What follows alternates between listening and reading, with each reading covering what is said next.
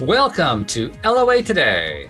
I'm Walt Thiessen here with life coach Monique Scott, and this is your daily dose of happy. We are so happy you decided to join us today. And Monique, we have more emails from listeners this week to get us started. I can see the smile on your face already. Yeah. Yeah, our listeners, a small handful of them have been really, very consistently writing in, and it's great because it gives us more and more stuff to talk about. Right. Plus, it's great having. I mean, we're getting some nice feedback, and today is no exception. All right. The first email comes from Deborah, and let me bring this over here so I can see it a little bit easier. It says, Hey. "Thank you, Monique." She says, "Thank you, Monique, so much for a lovely show last week. There's something very special in the dynamic of the two of you together. It just flows and goes to some really interesting places. It's so completely devoid of any ego either. There's something extremely relaxing and vibrating in your interaction. Now, of course, I love Cindy too. She's also amazing. Oh, yeah. And yes, Monique could definitely be mistaken as her daughter's sister with that beautiful, radiant face and smile. That's the thing I've often talked about. Anybody who wants to look better, all they have to do is smile. Everybody looks better when they smile. Right. You know? It's really true. I agree. I totally agree. Regarding Mia's question, which you may remember from last week, a thought that occurred to me was that maybe it isn't that she doesn't want to trust your intuition, but just doesn't know how to go inside, which is a good point. Yeah, I know that I felt that way for a long time, and it would drive me crazy as I just didn't understand what was meant by that. Yeah, me too. I had that same thing. Yeah. I wanted to, I just felt it was outside my capabilities. Just saying that, maybe that could be the case. It's a good point. Yeah, it is. A couple of other thoughts provoked by the discussion. The weather, for one. I love that your wife is still so connected to her love of snow and finds so much joy in it. Think that it's a beautiful thing. By the way, we went snowshoeing again today, so it still holds true. She's celebrating every single little storm that comes our way.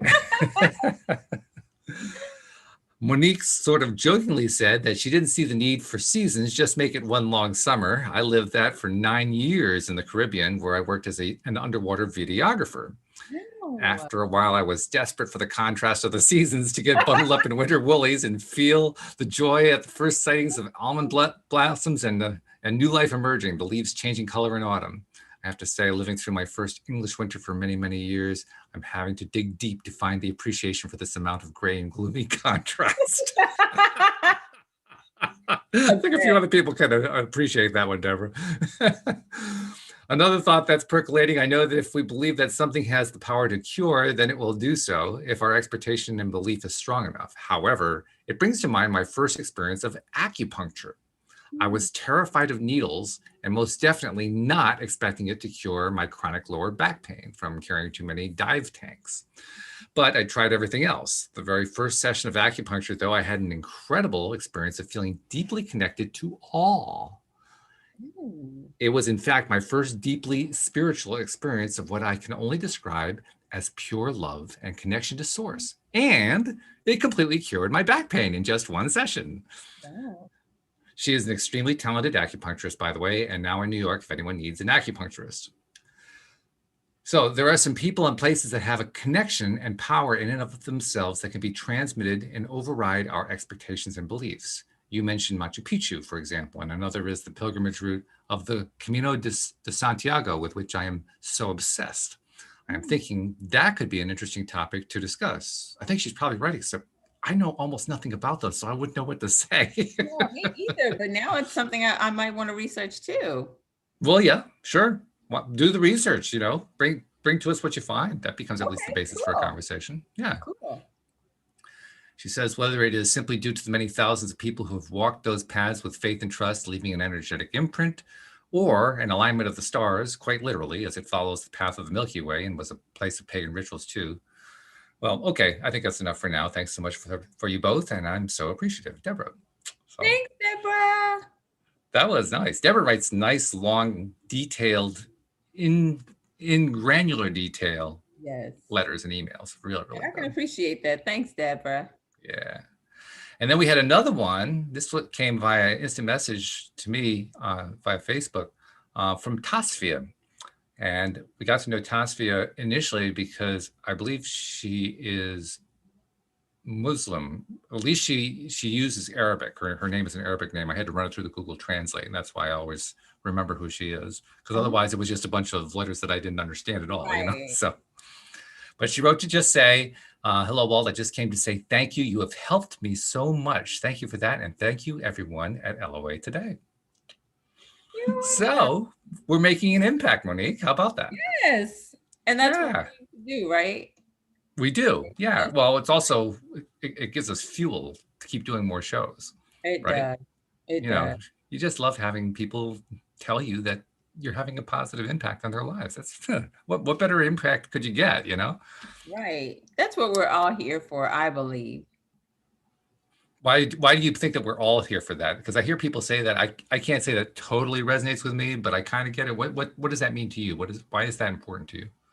That's important to me, Walt, because I believe that we are all just extensions of God, source energy, infinite intelligence, the universe. Ah, We all okay. hear it, right? So if we're all just extensions and we're all interconnected, he is the source of love. It is love, right? Which makes us love. We can do nothing else. We're not, in my opinion, we're not Mm-hmm. supposed to do anything else but love. And we help each other love one Okay. another, love and appreciate the things that God has put here for us, animals, plants, air, sunshine, whatever, right? So in my opinion, we're just all interconnected, and that's the way it should be. Okay. All right. Well, that's fair enough. Then, hey, you say it that way, it actually makes a lot of sense to me. So maybe I'm modifying my belief a little bit. Who knows? It's my puny little opinion, right? So Yeah. yeah, Well, I don't know how puny it is, but very much appreciated. Let's put it that way. thanks. So, well, actually, that kind of ties in with what I had in mind for a topic today. I asked you whether you subscribed to Mike Dooley's Notes from the Universe earlier before we did the show, and you said you hadn't done that. I've been following that for, geez, it's got to be 10, 12 years, something like that. Wow. This Okay. is something he started this, I think, in the 1990s or at least in the early 2000s. Mhm. And it just kind of built and built and built. And that turned into like a book writing thing with a nice large audience. He ended up on the movie The Secret.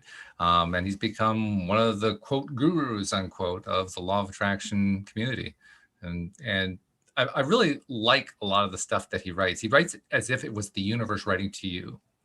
Oh, I That's the love way the emails come. that. Yeah, and it's really cool. And he has some very interesting things to share, very interesting insights. Some days, it's kind of like the daily dose of happy we do here. He gives you a lift with things that he talks about. He builds up your ego a little bit. He builds up your confidence, things like that. So I've enjoyed it. But I got the one today, and I thought this one I think merits some conversation because he Ooh, really hit on some interesting and maybe even a little bit controversial points.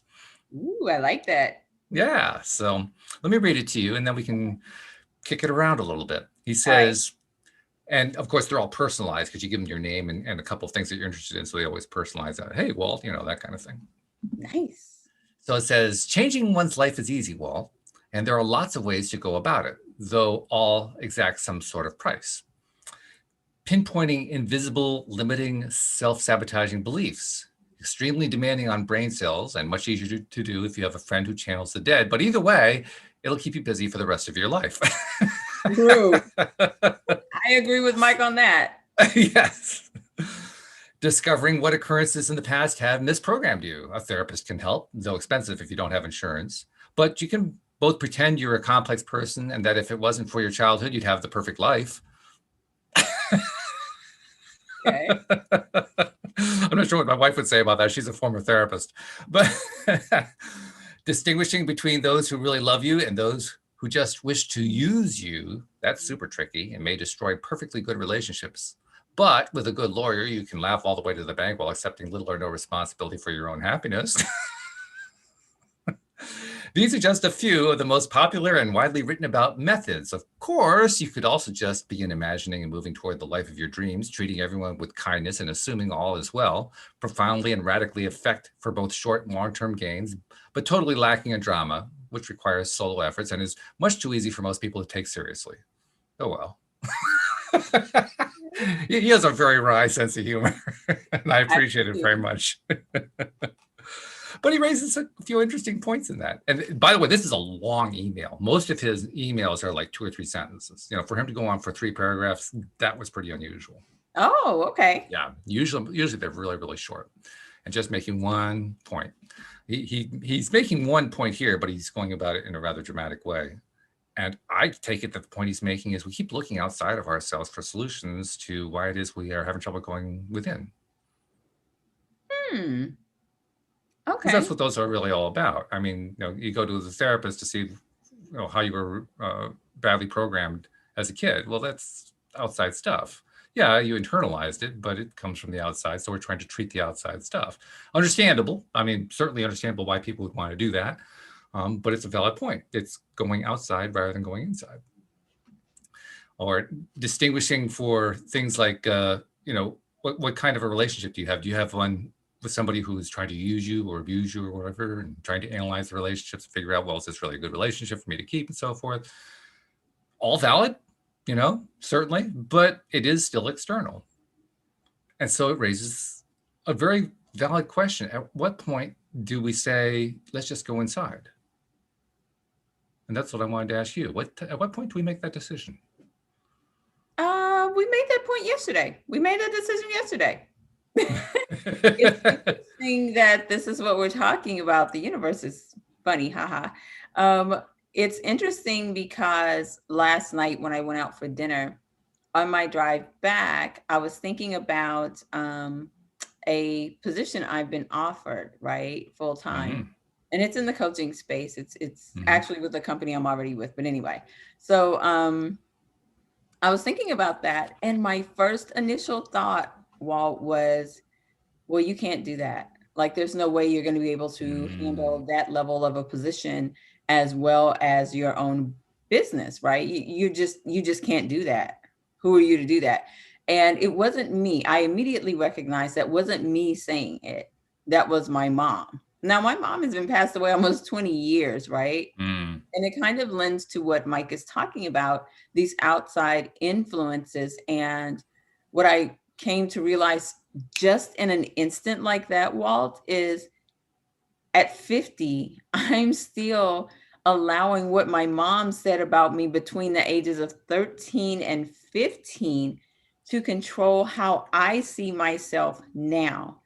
And so immediately I said, but that's not true. Like, what my mom said was true about the 13-year-old Monique, right? Most teenagers are fickle. Most teenagers start this, start that. You know, that's being a teenager. You try a bunch of stuff, right? Of course, yeah. Yeah. Most, okay, not my daughter. I don't know where she came from. Most teenagers are kind of all over the place, and you kind of find your way, right? Until adulthood, and maybe then you start to level off, right? That's generally how it goes. So what I recognized in an instant, Walt, is that thought came from Marie. That was my mom's name. Marie talking to 13-year-old Monique.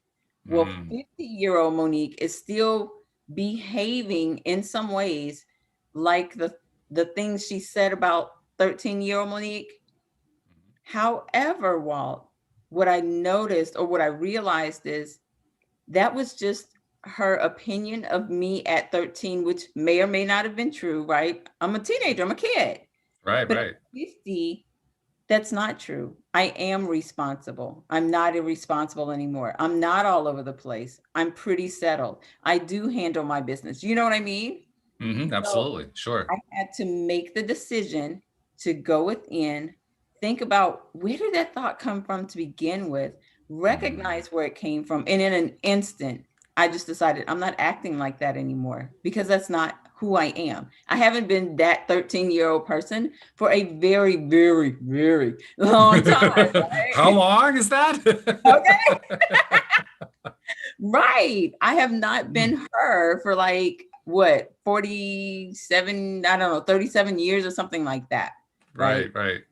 So what I'm saying in my mind, I'm thinking is still true, and I'm acting as if it's still true. But the inner me, the me who is true, the real 50-year-old Monique, is not her anymore. I don't know if I'm explaining it right, but No, you're explaining it. That's clear.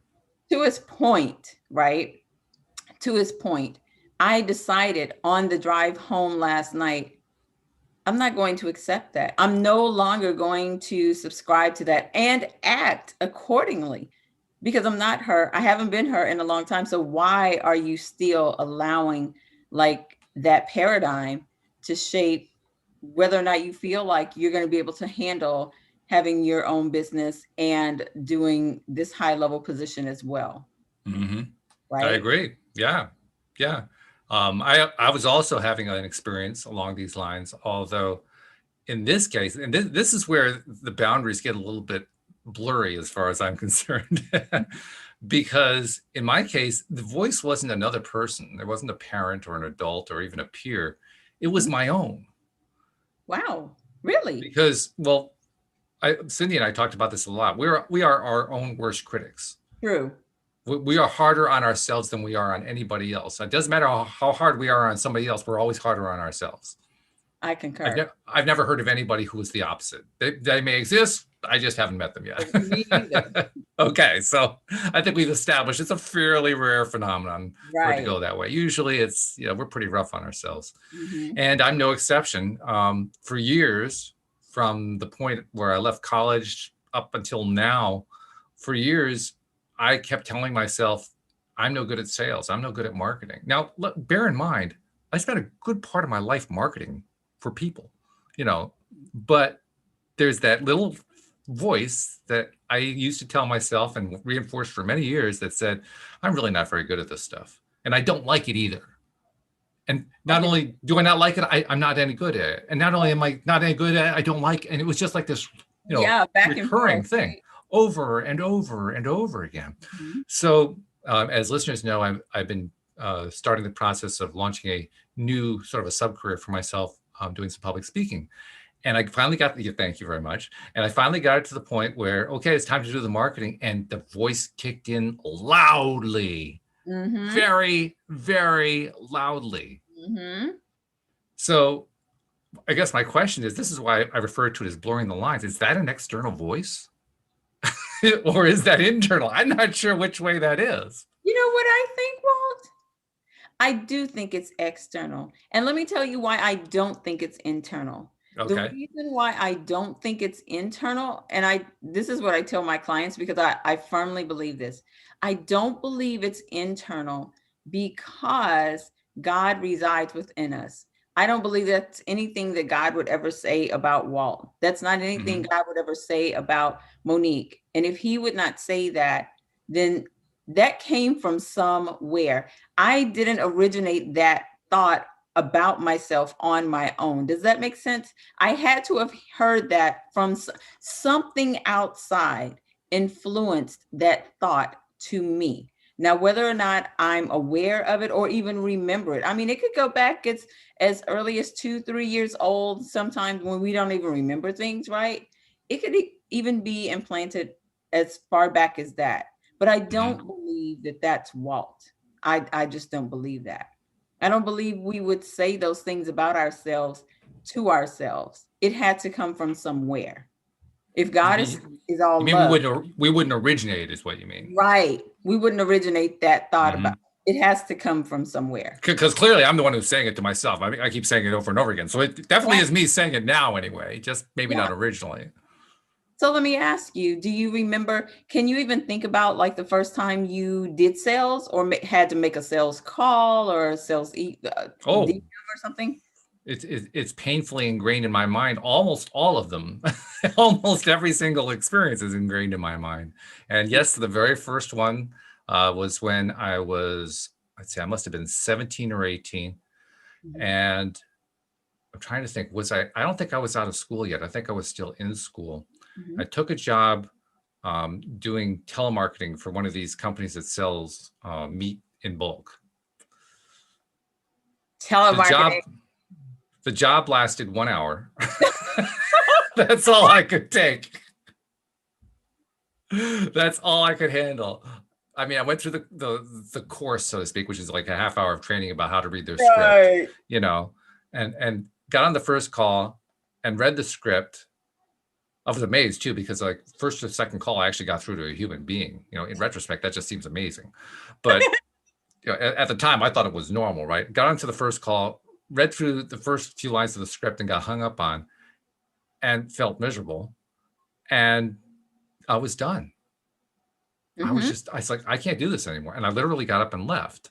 Now, to follow up on what you said, do I remember whether or not the person who had hired me said something like, you're not really good at sales or something like that? I don't remember anything like that. It's possible.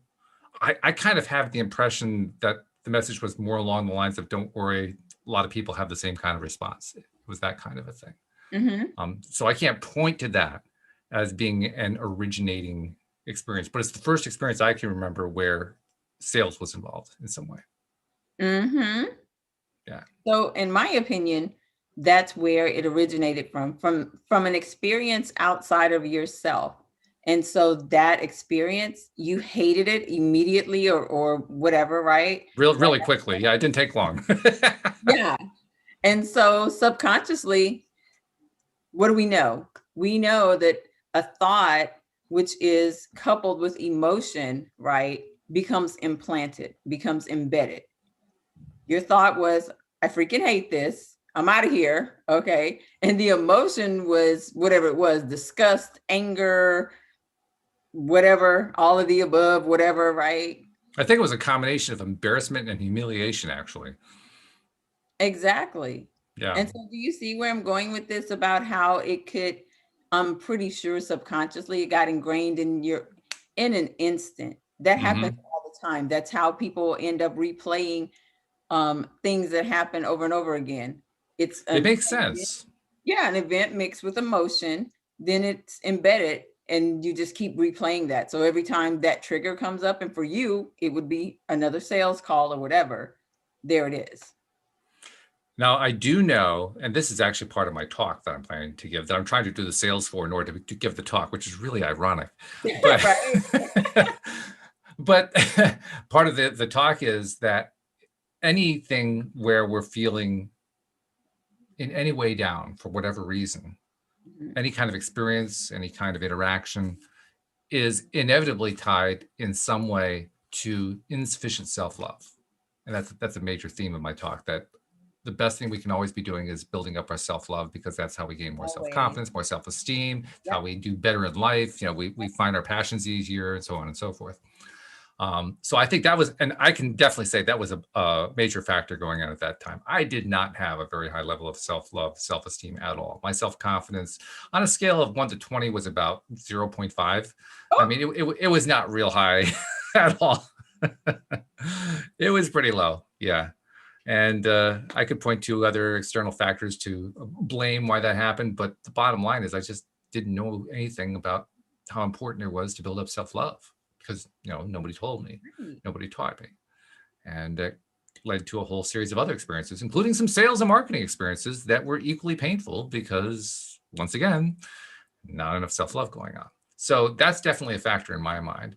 But you raise an interesting point, the idea that when we engage in something that we just don't like for whatever reason, it's almost like we don't even have to have a voice anywhere. We just kind of hear the voice because we don't like it.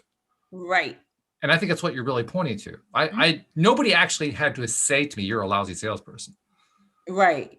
All I had to do was just like it and assume that meant that I was a lousy salesperson. Why? Because my self-esteem was so low. Right. So it had to be something wrong with me, right? Then you had an action that reinforced what that thought was, and the person hung up on you. So yeah, I'm not gonna be a good salesperson because they hung up on me. Yeah, that's the way it would feel. Sure. Yeah. I think you're right. Together. And I can think of every other sales situation that I was in. I tried 2 or 3 different sales jobs. One of them I did for 9 months. I actually lasted 9 months doing it. Almost starved in the process, but I did actually pay some bills, It was good. I kind of hoped that by doing it, I would get over myself, so to speak, get over my fears, get over my frustrations, get over what I now understand to be my lack of self-confidence, lack of self-esteem. It actually worked the other way around. It just reinforced because I kept having experiences that I didn't like. So it just kept reinforcing, well, you really aren't very good at this. Look at it. You have one bad experience after another. How could you possibly be good at it? And so, yeah, it actually became a quite negative contrast experience, shall we call it? Mhm. Mhm. Yeah. And I completely agree. I kind of had the same things about sales or the same thoughts around sales up until maybe like a year ago when I took this Mm-hmm. business course, or yeah, a year and a half ago when I took this business course and started my own business. Mm-hmm. The thought of sales calls, jumping on a call with a prospect, just I I hated it. I'm like, yeah, I haven't even done it yet. Right. And I'm already, oh my gosh, oh my gosh, oh my gosh, right? Right. Nobody's gonna sign with me, or nobody's gonna want to work with me, kind of thing. But what I do appreciate about the business course is it helped me to reframe what I thought of sales, because yeah, I remember the sleazy salesman, the Oh, 500 yeah. car back in the 70s on the, TV or whatever. And that's what I generally thought about salespeople, right? Mm-hmm. Mm-hmm. And so what I learned to how I learned to reframe my thought process around sales is it's a conversation. And I don't think Mm-hmm. about it as a sales call. Um, you could call it a discovery call to work with me if you want, but I like to think about it as a solution-based call. You have a Mm-hmm. problem, I have the solution, and we're Mm-hmm. merely just having a conversation to see if my solution is the best fit for your problem. Period. I agree with you. I think that's very similar to the way I think about it now too, because Yeah. I'm actually a pretty good closer, as they say in the sales business. Ah. I'm pretty good at that, and I'm pretty good if I know that I have a genuine prospect in front of me, I can have that conversation really easily Mhm. because I get away from all the sales talk because I hate Right. it, and I get right into let's find out who you are and who I am, and like you said, what can I do to help you Yeah. out? This is a good What fit. Now, what that doesn't take care of is the prospecting part. And the prospecting part continued and continues to this day to be something that, okay, stay away from me. I don't want to have anything to do with it. But then I discovered a wonderful concept that took the problem completely away from me entirely. And that is um, delegating. Yeah. I find somebody else to do the part that I don't want to do, and I pay him to do it. And you know what? It works out great. And Bob Proctor said there's absolutely nothing wrong with that, because that's what he does too inside his Yeah, business. exactly. Yeah. Why put yourself through the misery? And there are a couple of really good reasons why that's good for both people. Because when you're hiring somebody else to do it, they have no, unless you're making them do it on commission, which is a bad idea. It's better to pay them on an hourly. Um, but as long as they're being paid on an hourly basis, they have no vested emotional interest in what Right. happens, Right. which means they aren't going to attach negatively to the outcome. So it's easier for somebody like that to just go through the motion of, okay, send it on email, make a phone call, send it, whatever it is. Mhm. Now, in my case, I still would not be interested in sitting down and doing phone calls for the reasons that I was describing. Uh-huh. But in this case, we're reaching out to colleges and universities by email. Well, we're reaching out to departments whose purpose is to direct our email to the proper place. Well, then our email is not inappropriate. We're trying to find the proper place, so it all fits. Yeah. Emotionally, it makes sense to me. Emotionally, it's acceptable.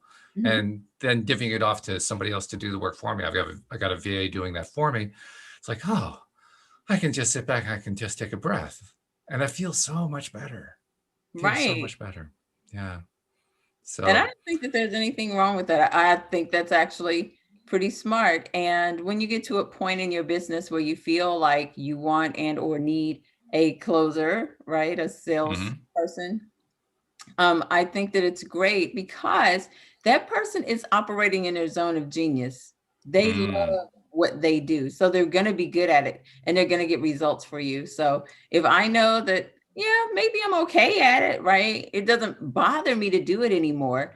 But Mm. why even put myself through that? My time could best be utilized in my zone of genius, right? So why Sure. not? When I get to that point in my business, you doggone well believe I'm going to be hiring a closer. Monique will not be on sales calls anymore, right? Because that's not my zone of genius. That's Mm-hmm. not where I stand out. Yeah. And I was even doing some dreaming out of the whole thing because the speaking business in general, and you may know this because I know you've done some speaking, but the business as a whole is really expanding because there's the demand for it is expanding. Mhm. Um, you know, schools, organizations, companies, associations are, mammoth numbers of them, most of whom we've never heard of, are doing conferences and all this kind of stuff. And they need to have speakers. They Yeah. need to have keynoters. So the demand just keeps expanding and increasing and expanding and increasing. Mhm. And there are people who are agents for speakers, and they are in high demand among people who want to become speakers. It's usually hard to find an agent who, if you're a new speaker or relatively new to the circuit, so to speak, Mhm. finding an agent who will actually get you work, because they'd rather get work for the established speakers who they know are going to Right. be an instant sale. So why Right. bother with you, So that can be part of the challenge for somebody who's a new speaker. But even there's just a whole lot of interest. And so I'm thinking, well, if I can get this approach working to my satisfaction so that I can do as little of it as possible, but still bring the work in, maybe Right. I become a speaker's agent. Maybe I help other people become Ooh, placed speakers, I like I that. take my 25%, and yeah, pay my VA to do the work, and, sit back and go to I the like that. Caribbean, I meet like up with Deborah, that. Yeah, why not, right? That's awesome. Sounds like a Yeah. why not? But even if it's not something that I end up doing, the point is, look what I was able to dream up because I'm not in that negative spiral place. Right. I Right. shifted my attention away from that thing that I didn't like. It Mhm. almost doesn't matter whether it was external or internal. I tend to agree with you. I think it is an external thing that we internalize. We kind of bring it into ourselves, and that's how we become self-critical of it. But whether it was external or internal, it was unwanted. It was undesired.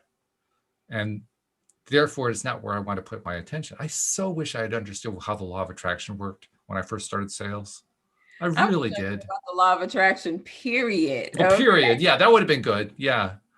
I mean, I am really kind of jealous of some of the kids of people who've been here on the show, like Louis D'Souza, for instance. He has two daughters.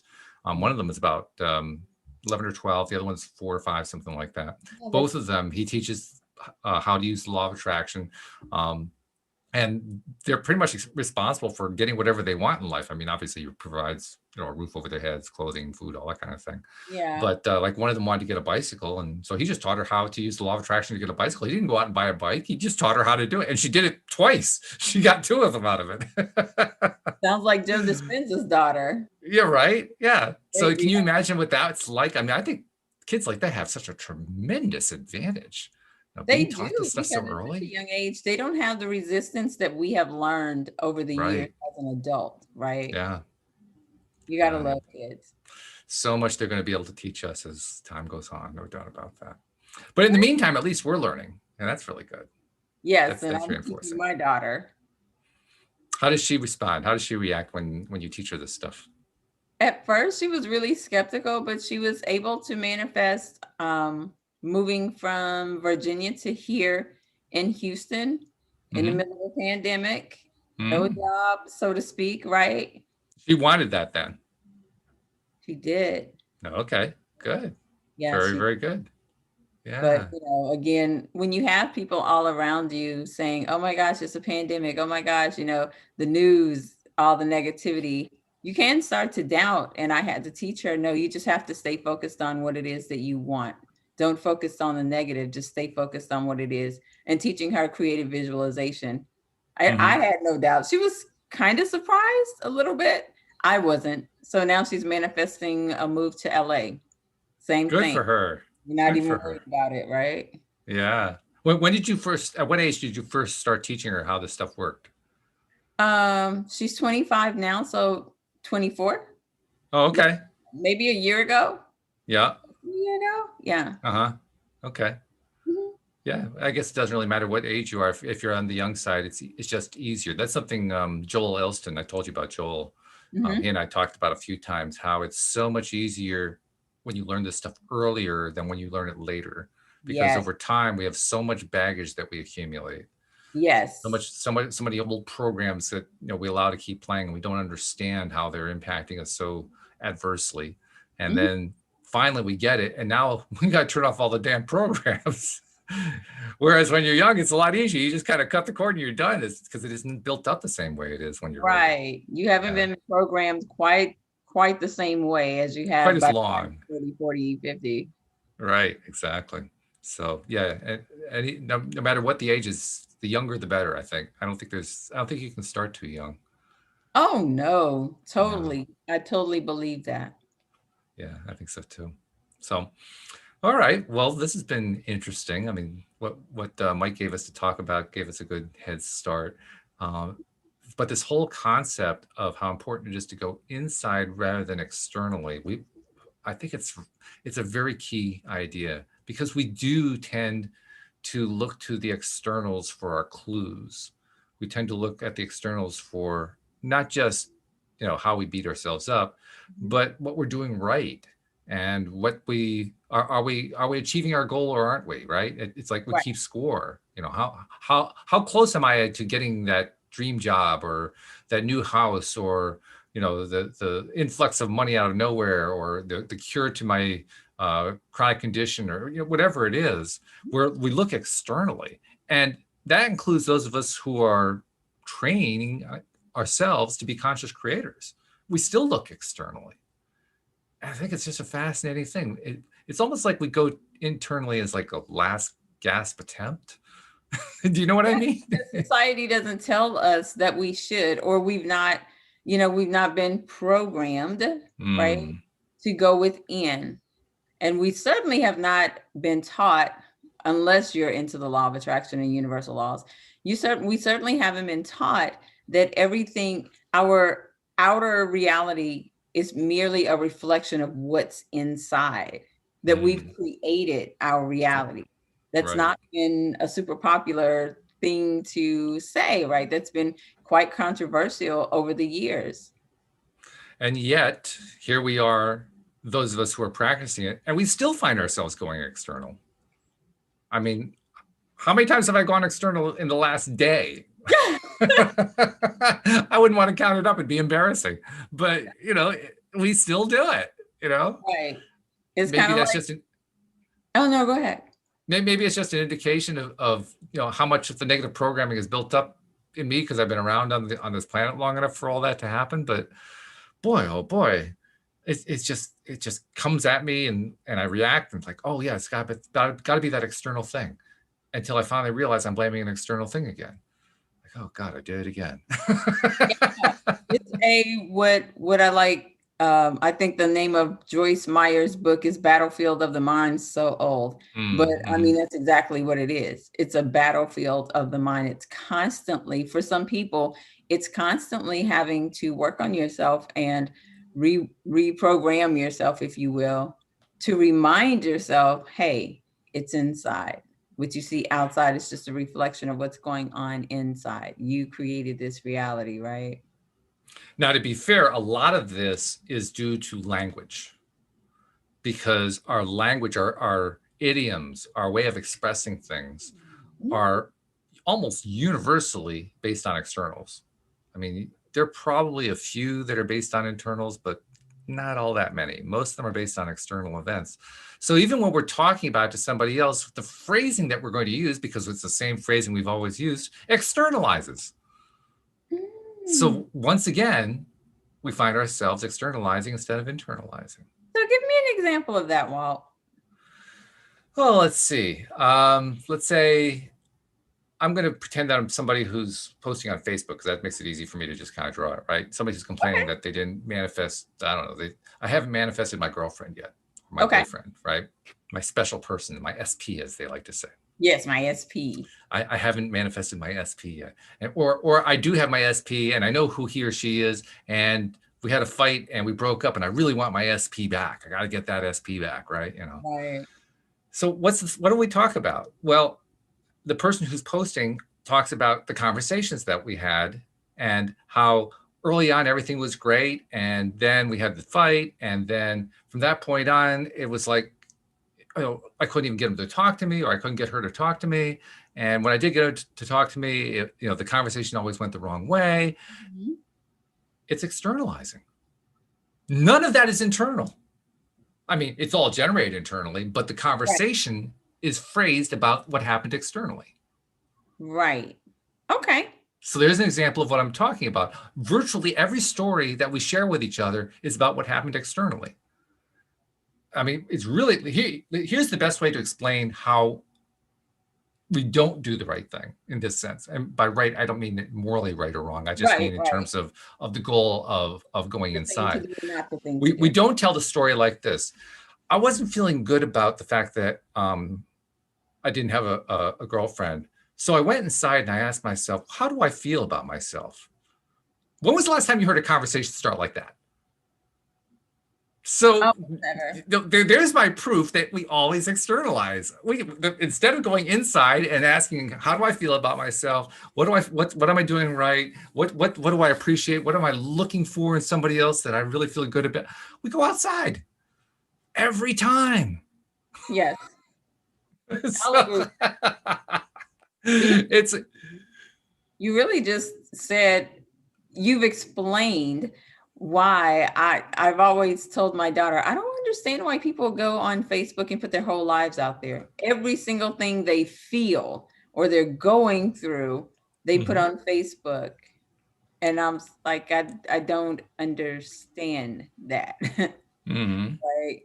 But you just said it. You're literally just externalizing, talking about the external, right? Yeah. Not talking about the solution, really, which is you going inside. That's Or right. even, people are not so quick to say, you know what, we broke up and I'm the blame, right? Yeah, I can't remember the last time I heard that conversation. Yeah, that's pretty rare. Pretty rare.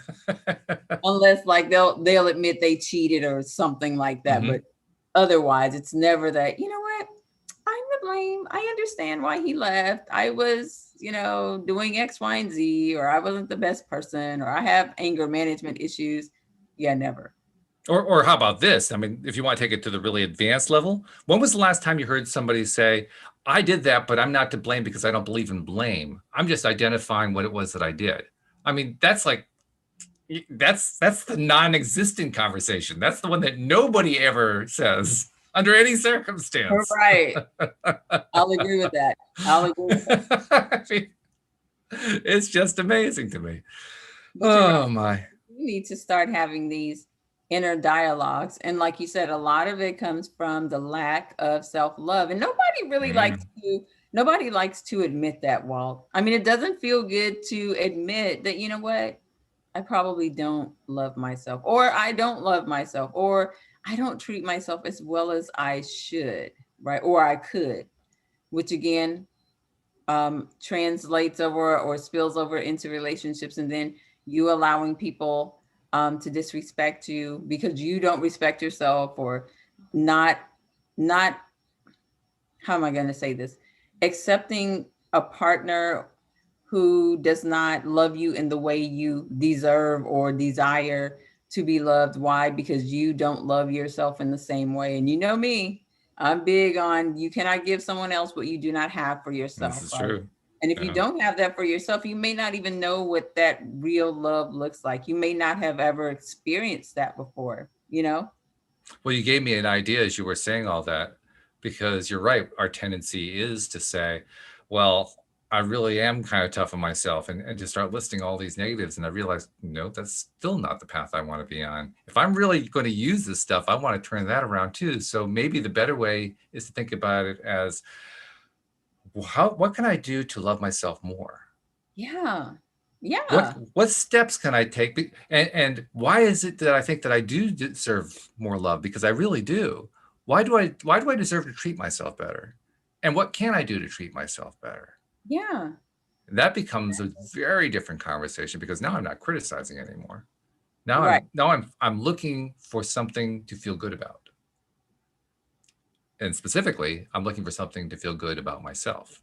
I mean, most of the things we talk about them here on the show, the various things we can do to feel good about, the things that we focus on to feel good about, again, they're usually externals. Yeah. But we can also look at internals, and we can say, what can I feel good about myself? And you know what? I will project the idea that that's actually 10 times more effective than doing an external thing. Not there's anything wrong with the externals. I'm not saying there's Right. anything wrong with that at all. I'm just saying if we really want to move ourselves along quicker, we want to focus on what's going right internally, what we're doing well internally. Because if we Yeah. can do that's why I think the mirror exercise always works so well for me compared And to other that's stuff. exactly what I was thinking of. I Is that was what you were just thinking too? say that. Yeah. Mirror technique. Yeah. Because we're going inside and we're praising ourselves inside. Yeah. And it's Not just tearing down, we're building up. Yourself. Yeah. It's just something about you looking at yourself in the mirror, right here in the eyes, right? And they say, what do they say? The eyes are the windows to the soul. They are. Looking at who you really are and loving yourself, appreciating yourself. And for some people, a lot of people, it feels so weird because it's not something that they've ever done. But what we all need to do it. It's so important that we love ourselves, because once we start loving ourselves, it's so easy for other people to love us because they see the love that we have for ourselves. And it's easy for us to start taking care of ourselves because there may be some negative people or negative things that you need to get out of your life. Right. It's no longer a fit because you love yourself now. You have a higher self-esteem. You think more about yourself than you did before. You're just simply not going to take that or tolerate that from anybody, right? Because now you have personal standards and boundaries that you didn't have. In fact, you're not going to be interested in that anymore. No, you're not. It's not going to hold your attention anymore. At all. You won't be attracted to that. You're right. It'll repel you. Yeah. You'll just be, well, I don't care about that. Let's move on. Yeah. And I'm so there. You know what? Honestly, Walt, that's why my circle of friends is about that. Maybe that. Okay, maybe that big, because I only like or allow myself to be partnered, if you will, friendship or otherwise, with people who are positive, who are going up and not down, who see the world in a particular way, right? Because I don't have time for the negativity. I'm not going to allow that to bring me down. And those type of people are energy suckers. Oh my gosh. Oh yes. Yes. They'll suck the life right out of you. Yeah, they are life vampires.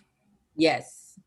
Energy vampires for sure. And I recognize that now. So yeah, you just have to be aware. And how cool it is to know that when you do run into an energy vampire, you can always say no. Yes. It's not like you have to be a victim to the energy vampire, right? Right. It's up to us. We get to decide. It's not up to them. And sometimes I think we forget that. I think we forget that the power lies with us, right? That's it. Are you familiar with a book called Illusions by Richard Bach? I'm not. Richard Bach wrote primarily in the 1970s, 1980s. He his first book you may have heard of was called Jonathan Livingston Seagull. Yes. That's Richard Bach. Okay. That was his first book. Often sounds familiar. Okay, got it. Illusions was his second novel. And Illusions is actually even better than Jonathan Livingston Seagull. Jonathan was a great book. It was a really good story. But Illusions is even better because it was really that's actually the first book I know of that got into the law of attraction without talking about in terms of the law of attraction. Really? I mean, there were books before that touched on it. I'm thinking, for instance, of Think and Grow Rich by Napoleon Hill and some others going back to that era. But that was the first one that really kind of touched on the magic of it and treated it like it was real. And the story was just a fabulous story. Well, it's basically the story of Richard in the guise of this pilot flying around in a biplane, an old biplane around the countryside, giving rides to people at county fairs and so forth.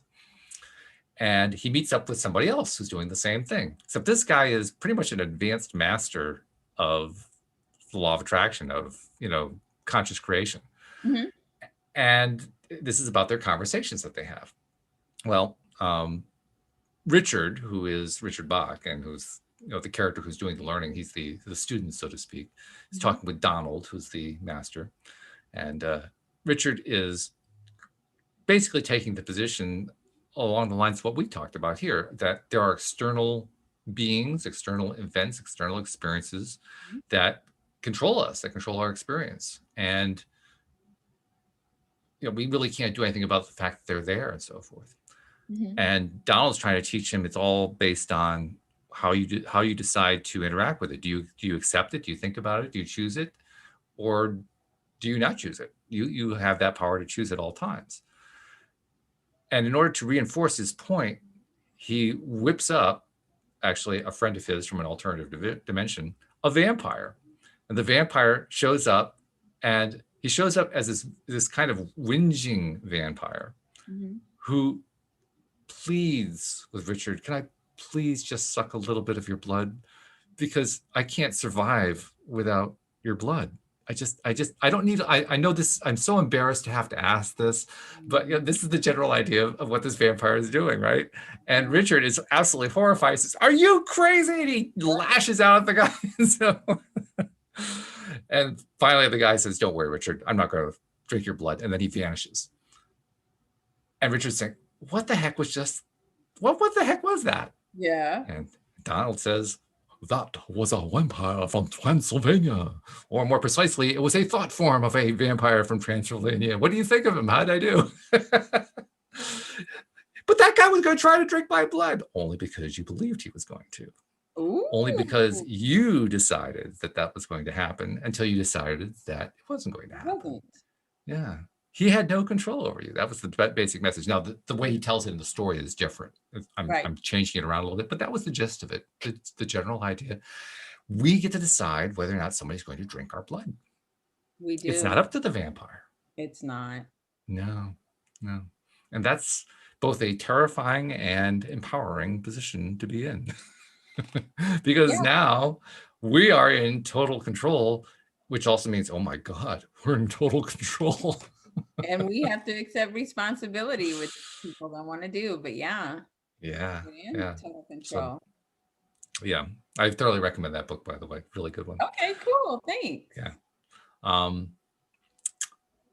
Yeah. So going inside, making that part of the conversation. I've long taken the position that we need to add words to the English language, and probably true for other languages as well, because we need to create words. And of course, words get created all the time by popular culture. Right. But those of us who are conscious creators, we need to think of new ways of expressing ourselves so that we don't fall back on those tried and true ways of, I'm not sure how true they were, the tried ways of expressing ourselves. Well, it was my boyfriend's fault and this happened. And, if he had done this or she hadn't done that, instead of, I really wish that I would focus more on how I feel about myself and remembering what I like about myself and what I did today that I enjoy and that I feel good about and that I felt proud about, and focusing our stories that way. I mean, even as I say those, they still feel a little bit stilted, partly because I'm not used to talking to myself that way, partly because I feel kind of limited in terms of my language. That's what I mean about we need more language to fill in the gaps. It's like we have, I think the Abraham Hicks emotional guidance scale really displays it very well. They don't actually say this, but if you look at the scale, I think it's 7 items on the scale are in the quote positive range, unquote. 1 or 2 are neutral, and the other, I'll say 12 or 13 of them are in the negative range. So there's an overwhelming number of them in the negative range and a smaller number in the positive range. And that pattern holds true. Our language is oriented around things we don't like. Yeah. For the most part, and our way of telling stories is oriented about things we don't like. Right. Well, that to me is the clearest indication we need a different way of telling stories to ourselves, basically. Of talking to ourselves, interacting with ourselves. It just goes back to programming, for real. Yeah. And being the programmer. Yeah. It has to be unlearned and relearned. Right? But first you have to know that it needs to be unlearned in order to relearn. Because so much of society can be negative, I think that we just automatically gravitate to that, and we don't even think about it. Like, it's so innate, right? It's just what is and what always has been, so we don't even think about it. Yeah, I think that's true. I think the other piece of it, this is something that I appreciate because I've done computer programming to not to the extent that the really skilled guys do, but I've dabbled in it enough. I created the LOA Today app, so it can't be all that bad, right? Right. I did websites for years and so forth.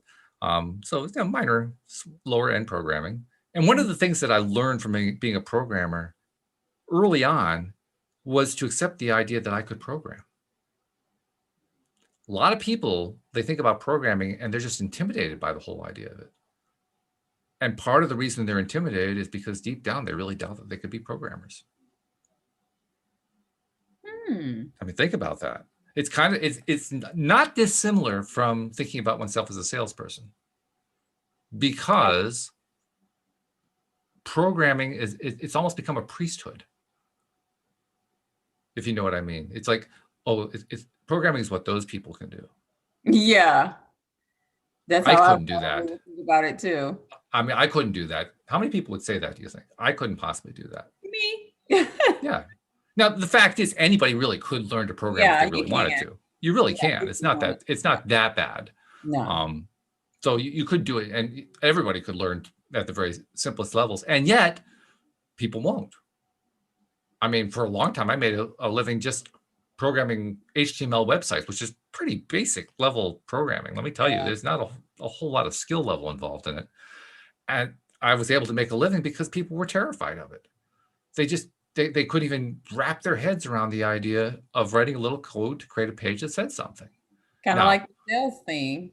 It is, yeah. They've already got it in their mind. They can't. That's right. Yeah. Now, I'll grant you there's a whole left brain thing that's involved in being a programmer. If you have the left brain orientation, it helps tremendously. I mean, there's a lot of stuff that goes on there. I'll grant you that all that is true. But how much of it ends up being true primarily because of where we start from, the idea that I can't do that. Right. Because if you start, I know from personal experience in a lot of ways, that assumption kills you. That was the story of my life with relationships. I was convinced, I didn't know this until after I married my wife. I was convinced from a very young age that women would not be attracted to me. Now, I didn't think that consciously, but subconsciously I believed it, which meant from the moment that I met a woman, it was doomed. Because there was a little voice saying, well, this isn't going to go anywhere. Yeah. I hadn't even struck up the conversation yet, you know? Right. I was undermining myself before I even got started, you know? Well, that's the same thing here. And I think that's what we tend to do. We undermine ourselves constantly. So I'm basically feeding back to what you said earlier. It may not have been that there was a particular person who said something, but because we reacted to something negatively, saying, no, I don't want that, we got the conversation going in our own heads. Yeah. Yeah. We just started framing our conversation around the experience that we had and the emotion that was tied to that experience. And we just kept reliving it, so to speak, or replaying it. And as Thomas Edison said, whether you think you can or whether you think you can, either way, you are right. That is correct. It's absolutely true. Yeah. Annoyingly so. But that's how our minds work, right? That's how we're designed. But it's amazing that we're designed that way. It's amazing, and it's intuitively educational too, because once we grasp it, now at least we have an idea of where the root out is. Right. Yeah, so that's good stuff. All right, well, this has been good conversation. I've enjoyed it very much. I think I have to thank Mike Dooley for giving us the kickoff on it, because that little post of his, that little email, got me thinking. So good stuff. And I'm going to check him out too. Thanks. And yeah, you're welcome. Watch The Secret too. Oh, you haven't seen it in a while? Yeah, okay, sure, why not? Yeah. So yeah, check out Notes from the Universe. It's a free thing to subscribe to, and check out the Illusions book by Richard Bach. Louis DeSouza and I like that one a lot, so check it out too. Thank you very much. We'll see you next week, and thank you also to our podcast listeners as well. We'll see you next time here on LOA Today. Goodbye, everybody. Bye, guys.